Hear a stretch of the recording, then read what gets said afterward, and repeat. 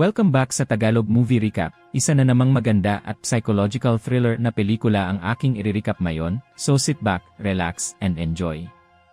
Isang di kilalang virus ang kumalat at ginawang nakakatakot na mga nilalang ang mga nahawaan. Kaya naman inaanyayahan kitang mag-subscribe sa channel, at pindutin ang bell, at mag-iwan ng like para makatanggap ng pinakamagagandang recaps. Isang araw sa hinaharap, isang kakaibang pagsiklab ng isang hindi kilalang virus ang sumira sa Estados Unidos.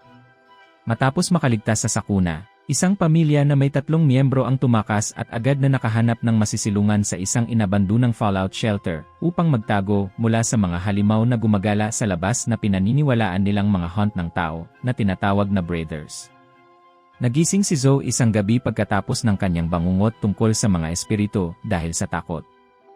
Nagtago siya sa ilalim ng kama at inaliw ang sarili gamit ang isang maliit na manika. Sinikap ng mag-ama na pakalmahin ang takot na anak na babae sa pamamagitan ng pagpapakita sa kanya ng hindi nasirang hatch, ang tanging daanan paakyat sa lupa na nananatiling nakakandado gaya ng dati. Huminahon si Zoe at gaya ng dati, minarkahan ang isang bagong araw sa dingding gamit ang isang kutsilyo. Ipinapakita nito na ang pamilya ay nagtatago sa ilalim ng lupa at nakikipaglaban sa dilim sa loob ng hanggang halos 1 taon at dahil sa takot sa hindi tiyak na hinaharap. Kailangan nilang bawasan ang kanilang pang-araw-araw na pagkonsumo ng dilatang pagkain na nakaimbak doon, ngunit bilang isang paraan upang muling panatag ang batang babae na manatiling kalmado. Nagpasya ang mga magulang na gantimpalaan siya ng isang lata ng mga peach na labis na ikinadismaya ng batang babae.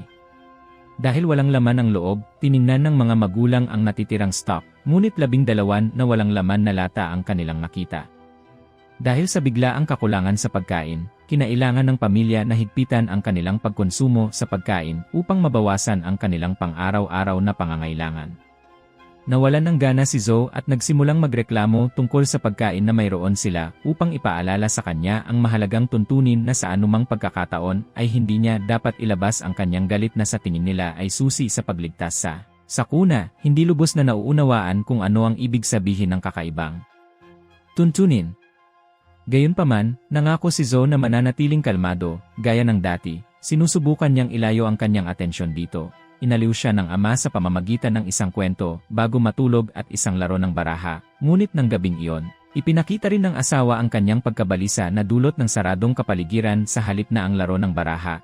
Isang laro ng hormone ang ipinakita upang pakalmahin ang malibog na may bahay. Kinabukasan, gaya ng dati, patuloy na tinuturuan ng ina ang kanyang anak na babae ng ilang pangunahing kaalaman na sa palagay ni Zoe ay walang silbi at masyadong nakakabagot para pag-aralan. Habang siya ay nakatira sa ilalim ng lupa, alam na siya ay hinihimok ng kanyang kuryosidad at sabik na malaman ang labas ng mundo. Pagkatapos ay pinayagan siya ng ina na tumingin sa lupa gamit ang isang gawang bahay na periskopyo, ngunit nakakita lamang si Zoe ng ilang nawasak na gusali na walang buhay na nilalang sa paligid, ngunit naniniwala ang ina na sila na lamang ang natitirang buhay. Aktibong hinahanap ng mga brothers ang pamilya. Matapos mapansin ang isang daga na malapit ng magnakaw ng isang lata ng pagkain, mabilis na kumilos ang pamilya. Tahimik na lumapit ang ama sa sulok dala ang kutsilyo, ngunit nabigo itong saksakin at nakatakas ang daga. Gayunpaman, tumalon pababa ang daga mula sa istante ng pagkain. Natumba nito ang isang lampara sa takot bago bumangga sa isang butas sa dingding habang binugbog ito ng ina hanggang sa mamatay sa tamang sandali. Sa kasamaang palad, agad silang nagulat nang malaman na ang natumbang lampara ay nagdulot ng malaking sunog sa isang mesang kahoy. Sa kabila ng kanilang sama-samang pagsisikap na apulain ang apoy, agad na napagtanto ng pamilya na ang usok mula sa apoy ay tumataas sa daluyan ng hangin na nagbibigay ng kanilang posisyon sa mga halimaw sa itaas. Ang mas malala pa, ang usok ay nag-iwan ng abo na bumabalot sa kanilang buong katawan. Nakikita ng mga lumilipad na ilaw ang kanilang pinagtataguan at wala nang ibang pagpipilian pa. Kailangan ng mga magulang na isugal ang kanilang buhay sa labas upang magtago at itago ang kanilang silungan. Gayunpaman, ginamit ni Zoe ang periskopyo sa silong at nakita ang isang humanoid na figura sa di kalayuan. Hindi pinansin ang mga ipinagbabawal na patakaran, umakyat siya sa barikada papunta sa ibabaw. Sinubukan niyang babalaan ang kanyang mga magulang tungkol sa brother, ngunit wala siyang nakitang tao roon. Sa matinding takot, sumigaw siya ng malakas. Ngunit pinigilan siya ng kanyang ina habang patuloy na binabalaan sila ni Zoe tungkol sa mga espiritu. Nagkataon na nakakita sila ng mga tumatakbong usa na amoy panganib. Nagmamadaling bumalik ang pamilya sa silungan, nanatiling balisa sa silong, sinubukan ng tatlo na pigilin ang kanilang hininga habang naririnig ang ilang mabibigat na yabag sa lupa, na nagsasabi sa kanila na may mga halimaw na naghahanap sa pasukan. Ngunit sa sandaling iyon, ang manika ni Zoe ay nasabit sa isang kalapit na tornilyo ng tubo at sa gayon ay na-activate, gumawa ng malalakas na ingay sa kabila ng mabilis nilang pagpigil sa manika sa pamamagitan ng pagwasak dito. Ibinigay nila ang kanilang lokasyon sa mga brother na nagsimulang marahas na kumatok sa barikada at pilit na itataas ito sa lupa. Nagsikap ang mga magulang na ikabit ang mga kadenang nakakabit sa barikada, ngunit walang nangyari at agad na lumuwag ang mga kadena dahil sa biglaang puwersa. Kumuha ang ama ng tubo ng tubig at sinaksak ang mga halimaw gamit ang kanyang buong lakas dahilan para tumigil ang mga halimaw sa kanilang pag-atake. Samantala, sinubukan ng pamilya na i-secure ang barikada bago tuluyang magpahinga sandali mula sa pagsalakay. Natakot ang pamilya nang matuklasan nilang hindi pa nakakalayo ang mga halimaw. Tila naghihintay sila roon para sa mga susunod pang kasama. Maya-maya pa, nagsimulang manginig ng malakas ang buong silong at mabilis na itinaas ang barikada ng napakaraming espiritu na kalaunan ay pumasok sa butas. Nagsindi ng malaking apoy ang ina sa mga muebles upang mapabagal ang kanilang pag-atake.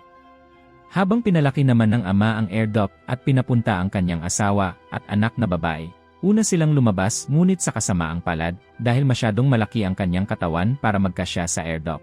Siya ay nasalo at hinila pababa ng mga papasok na mga nilalang. Naglaho siya sa makapal na usok, habang nasa lupa, si Zoe at ang kanyang ina ay tumakbo para iligtas ang kanilang buhay sa matinding takot, ngunit nahuli ng isang higanting lambat na pinaputok mula sa isang helicopter.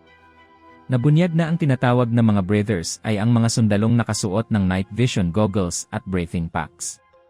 Ipinadala sila upang hanapin sa buong lugar ang mga nahawaang nakaligtas. Pinilit ng ina na basagin ang lambat ngunit walang nangyari. Sa flashback, lumikas ang pamilya mula sa kanilang bayan kung saan ang Centers for Disease Control and Prevention ay nagdulot ng pagtagas ng virus matapos masaksihan ang isang kakilakilabot at mapaminsalang pag-atake ng militar sa buong bayan. Napagtanto ng pamilya na hindi nila mapagkakatiwalaan ang gobyerno. Mabilis silang nakahanap ng malapit na silungan at nagtago sa loob bago pa man pasabugin ng mga fighter jet ang buong lugar. Ligtas na nasira ang bahagi sa silong. Ngunit kalaunan ay natuklasan ng ina na ang laman sa paligid ng kanyang sugat ay nag-iba ang kulay at ang kanyang dugo ay naging itim. Nalaman nila na ang virus ay airborne at sila ay nahawahan na. Kalaunan ay nalaman nila na ang virus ay makakaapekto lamang sa mga taong nahawa na nagagalit kaya kinailangan nilang manatiling kalmado sa lahat ng oras upang maiwasan ang pagmutate bilang isang halimaw.